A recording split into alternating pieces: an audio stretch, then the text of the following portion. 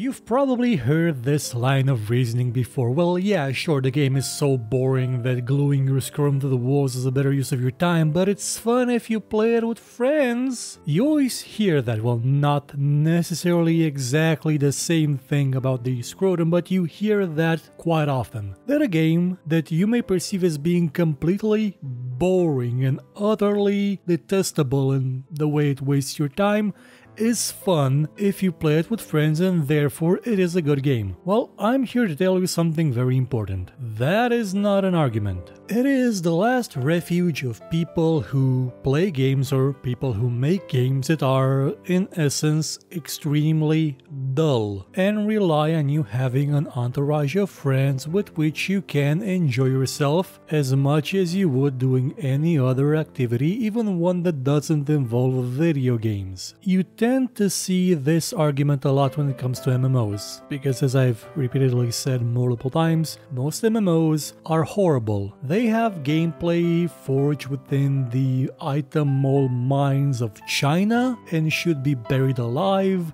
in a roof collapse caused by a megaton bomb. But if you play them with friends, they can be fun, because you form those attachments to them, you form relationships, you enjoy yourselves because you like each other's company. But if you are to play alone, or with a bunch of randos who don't like you or don't want to interact with you, such games are an absolutely miserable experience. So when someone says that a game is more fun or fun in any way played with friends, they're not making an argument that shows that the game is in itself fun. No, they're making the argument that having friends is fun. Not that the game is good, but that having friends is good. People on the internet get confused about this all the time, to the point where it becomes annoying enough that I made a show about this, about explaining that having friends is a great thing, and you can even enjoy getting kicked in the balls with your friends. So why would you not be able to enjoy a game that is akin to being kicked in the balls as much as you would the actual thing,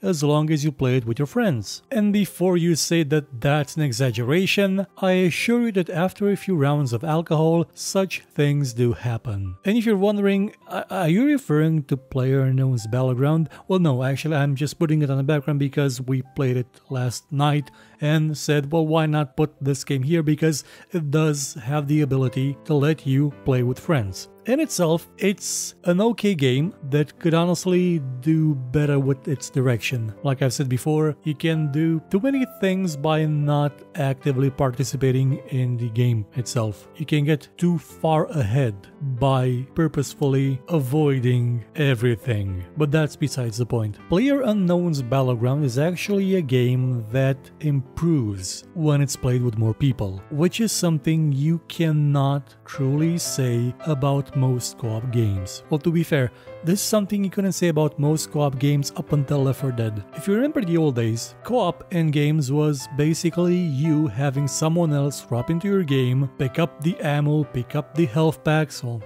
if there were health packs, and you don't just get regenerative life, shooting some things and then leaving. It wasn't a co-op experience, but again, it's fun to play with friends. It's nice to have someone to lend you a hand when you're having trouble, but that may as well be a cheat, because honestly, a lot of games were not built with co-op in mind. I'm referring to stuff like Gears of War, where someone can just spawn into your game and give you a hand, fight with you. That's not a game built for co-op. Yeah, you do have your NPCs with you that you can maybe think, oh yeah, they're just like humans. No, they're quantifiably worse than any kind of human player, and they don't show up at every level if I'm not mistaken. It wasn't until games like Left 4 Dead, and again, not saying that it was the first one, I believe Killing Floor actually predated it in terms of the whole zombie shooter stuff thing, at least as a mod, but until games that actually focused on cooperation started showing up, the term co-op was kind of meaningless. You didn't actually cooperate, you were playing a single player game with two people. Cooperation, in the sense that should be known as in video games, means that you have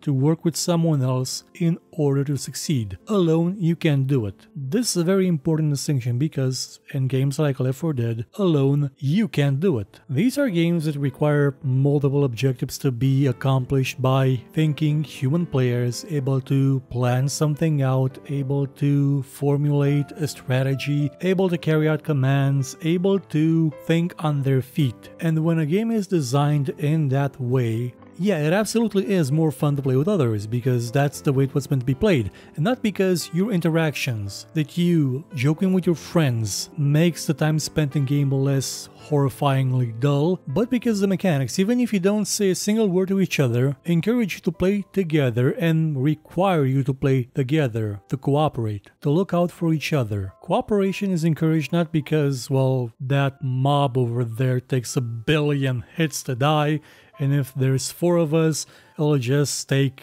250 million each, so oh my god, this MMO just became amazeballs. Look how easy it is now, how much fun we're having grinding away our lives until all that's left of us is dust and bones. But it is encouraged, because otherwise you have no chance of progressing. Another good example, Portal 2. That is a superb co-op game. It's one that absolutely is fun to play with friends. It's also fun to play alone in the single player campaign, where the game mechanics are not actually the same, because having 2 portal guns, that changes everything, and the puzzles themselves reflect that. They cannot be accomplished by a single person. They require 2 portal guns and 2 people actively working together and having fun along the way. Because how can you not have fun?